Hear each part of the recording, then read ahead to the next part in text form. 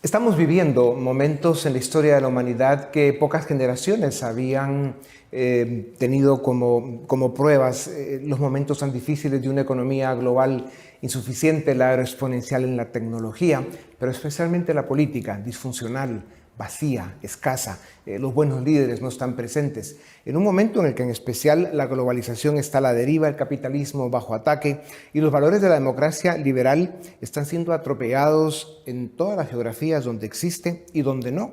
Además de que están peor, se profundiza el autoritarismo y la pérdida de libertades. Tengo el privilegio de presentarles para hablar del momento que vive el mundo, pero especialmente Iberoamérica, en el contexto de la celebración de los 20 años de la Fundación Internacional para la Libertad, que es la fundación que preside Mario Vargas Llosa, de lo cual también comentaremos, y de un momento especial político en España y en la mayor parte de América Latina. Tengo el privilegio, como les digo, de presentarles a Cayetana Álvarez de Toledo. Ella es periodista, historiadora, política, escritora. Es parte del Partido Popular de España, directora del área internacional, fue directora del área internacional de FAES, fue portavoz del grupo parlamentario entre 2019 y 2020. Hoy representa a Barcelona en el Congreso Nacional de España. Cayetana, qué gusto tenerte en Razón de Estado. Bienvenida. Muchas gracias. Empecemos por la celebración que nos reúne aquí este día, que son los 20 años de la FILA, Fundación Internacional para la Libertad de Mario Vargas Llosa. ¿Por qué ha sido tan importante no solo la trayectoria de la vida como escritor, como maestro, como político en un momento de su vida, sino además la fundación? ¿Y por qué es tan necesario para Iberoamérica hoy? Bueno, si Mario Vargas Llosa no existiera, habría que inventarlo, ¿no? Y cada vez que los demócratas de Iberoamérica y más allá de Iberoamérica buscamos un referente de una persona que ha tenido el coraje, la valentía de defender las ideas de libertad en nuestro mundo, lo miramos a él, ¿no? Mario no solamente es uno de los grandísimos intelectuales de su tiempo, un premio Nobel de literatura, sino que ha hecho algo que muy pocos intelectuales han hecho, que es realmente mojarse, que es realmente defender en el terreno duro de la política las ideas de la libertad, y con una generosidad, con una inteligencia y una capacidad de aglutinar a sectores distintos verdaderamente admirable. En tu exposición hiciste una comparación que provocó escalofríos en todo el salón. Tú dijiste, además de todo lo que es Mario Vargas Llosa, fue candidato presidencial de su país en aquel momento difícil, ¿verdad? El que salió el pez en el agua después. Y hoy vemos a este señor de un sombrero que se llama Pedro Castillo, un analfabeto profesional que bueno, está haciendo más de lo que vienen haciendo en América Latina tantos políticos de hace tiempo. Háblanos de esa comparación. Sí. Y por qué es tan evidente ese vacío tan enorme que hay de liderazgos políticos en Iberoamérica. Sí, si pensamos que Mario Vargas Llosa fue candidato a presidente del Perú y pensamos que hoy Pedro Castillo es presidente del Perú, dibujamos perfectamente una parábola de una degradación que se ha producido en la vida pública, no solamente en el Perú, sino en tantísimos otros sitios. Es decir, yo creo que esa decadencia es parte de lo que estamos sufriendo en el mundo democrático, es la gran crisis de la política, ¿no? El auge de la mediocridad, de la incompetencia, de la insolvencia en los máximos cargos de responsabilidad. Y eso se ve desde los Estados Unidos de América hasta Chile, que está, en fin, al frente de Chile hay un adolescente prácticamente, un adolescente no en años, porque ya tiene en fin, es un joven, pero tiene cierta edad, pero sí un adolescente político, y en los Estados Unidos como alternativa hoy digamos, a Biden se presenta las posibilidades de que una vez más pueda ser Donald Trump, ¿no? Pero esto pasa también en Europa. Yo lo he dicho en mi intervención, yo miro lo que se llama el Banco Azul en el Congreso de los Diputados, donde se sientan los ministros del gobierno, y pienso cuántos de estos ministros podrían ser contratados hoy por una gran empresa o una empresa mediana, y realmente no me salen muchos nombres, e incluso lo aplico al presidente del gobierno y me pasa lo mismo. Claro. Cuando hemos hablado de este tema algunas veces, la degradación cultural que vive el mundo, la degradación no solo en la política, sino también en las élites, en los medios de comunicación. Tú hablas de tiktokeros, de youtuberos. Háblanos un poco de eso para compartir esa reflexión.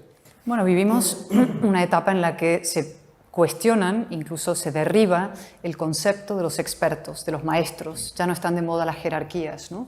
Entonces eso afecta a todos los ámbitos. Los parlamentarios, y yo lo soy, se han degradado radicalmente, ¿no? Hoy están reducidos a palmeros, gente que aplaude a su grupo parlamentario nada más, o gente que se sube a la tribuna y hace discursos verdaderamente vulgares, ramplones, puramente emocionales y sentimentales, y que no son capaces de hilvanar argumentos, ¿no? Con belleza y con verdad, que sería nuestra obligación. Pasa en el periodismo. Los periodistas antaño eran figuras de prestigio y de reputación que luchaban por descubrir la verdad, y hoy en día están muchos de ellos reducidos a la condición de tuiteros, ¿no? Personas que compiten con las redes sociales para intentar tener más clics en sus noticias y con lo cual desprecian la verdad.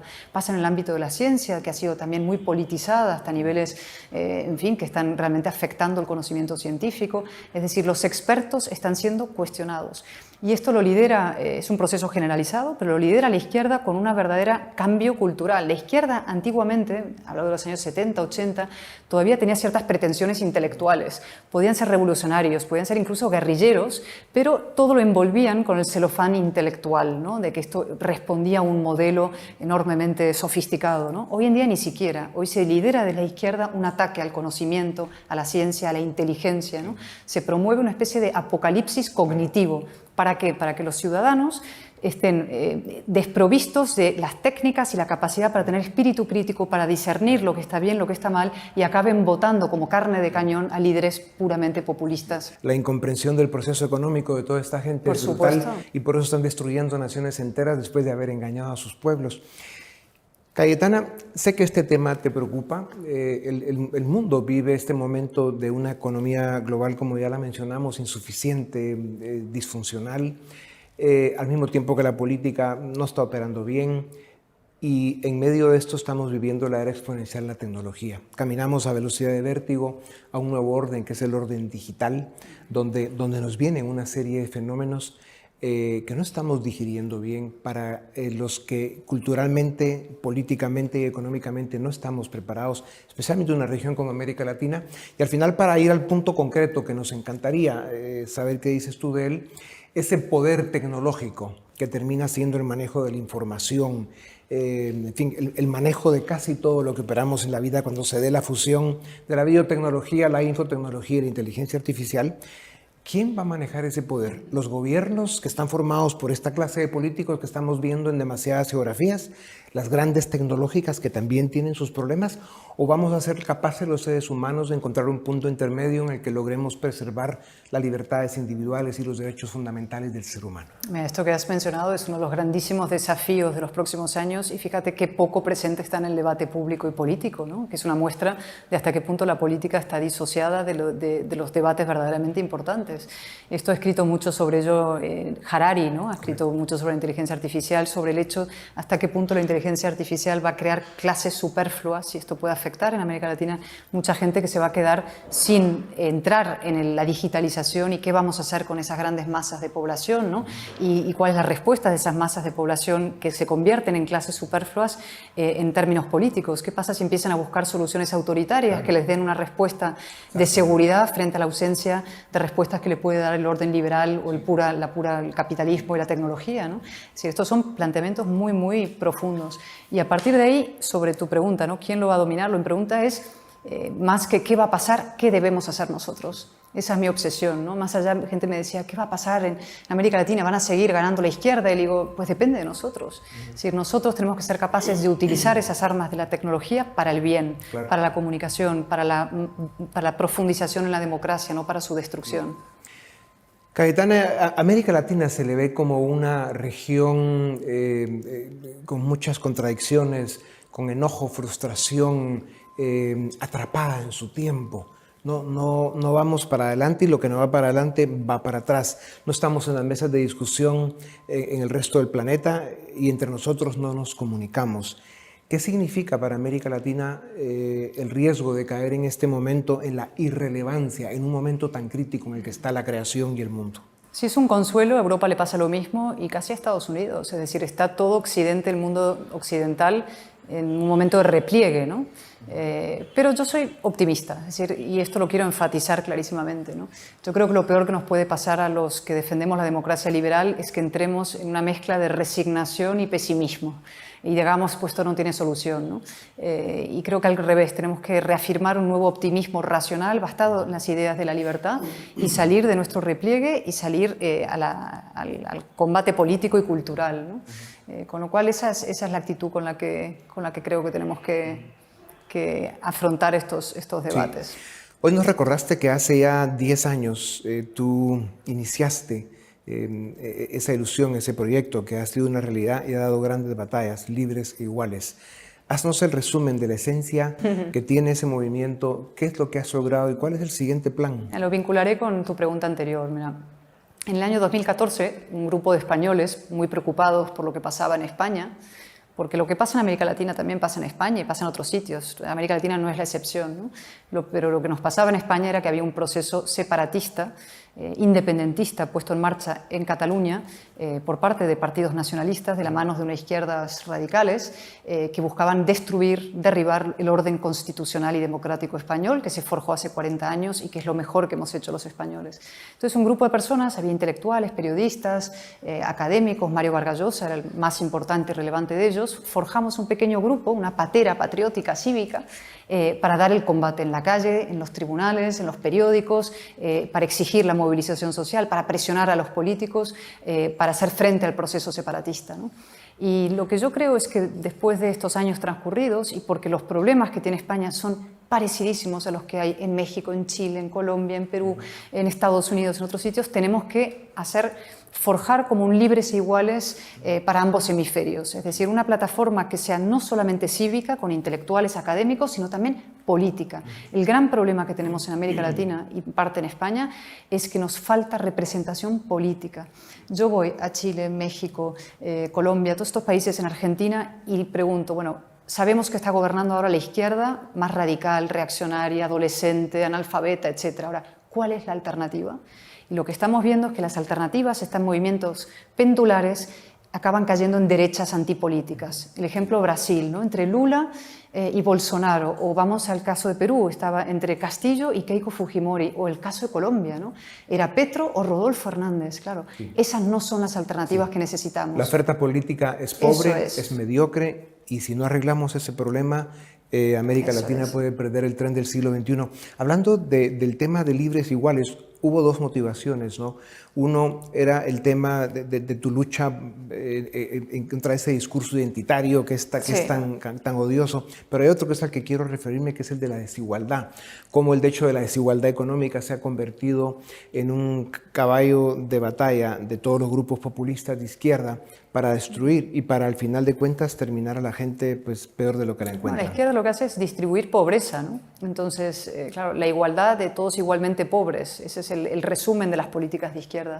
Las políticas liberales son las que han creado clases medias, prosperidad, progreso económico a lo largo de los tiempos y los siglos. Eso hay que mirarlo y hay que reivindicarlo.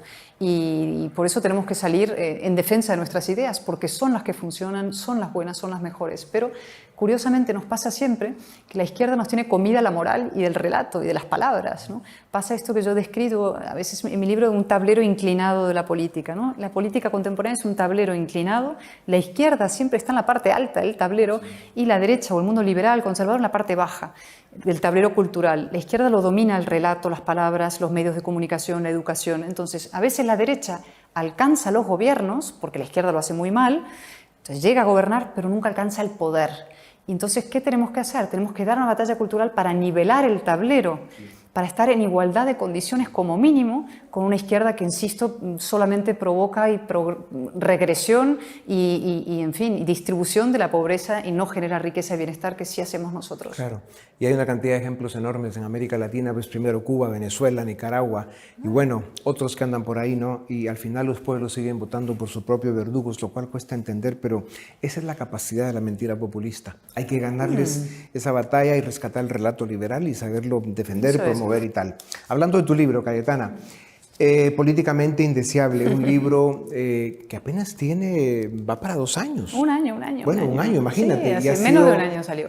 Pues dinos tú, ¿cuántas ediciones y cuántos libros vendidos? Pues libros vendidos no sé porque no me atrevo a preguntar nunca, pero son 6 ediciones aquí en España y se han vendido 2 o 3 en Chile, Argentina, sí, y han hecho una edición en Colombia. Esto ha sido, digamos, además es una biografía, pero especialmente es un tratado político, es la identificación de un momento en la vida política de España, pero haciendo énfasis en su historia y en sus problemas, cómo lo resolvieron, y haces proyecciones, y luego pasas por un testimonio de tu vida personal, pero la forma en que defiendes y empiezas a marcar ya el paso de lo que debiera ser el relato liberal es admirable. Un libro recomendable que lo deberían leer todos los jóvenes de Iberoamérica y los que no están en Iberoamérica, pero ya con el paso de un poco más de un año de tu libro, ¿cómo te sientes? ¿Qué te ha dejado? Este libro provocó terremotos, huracanes,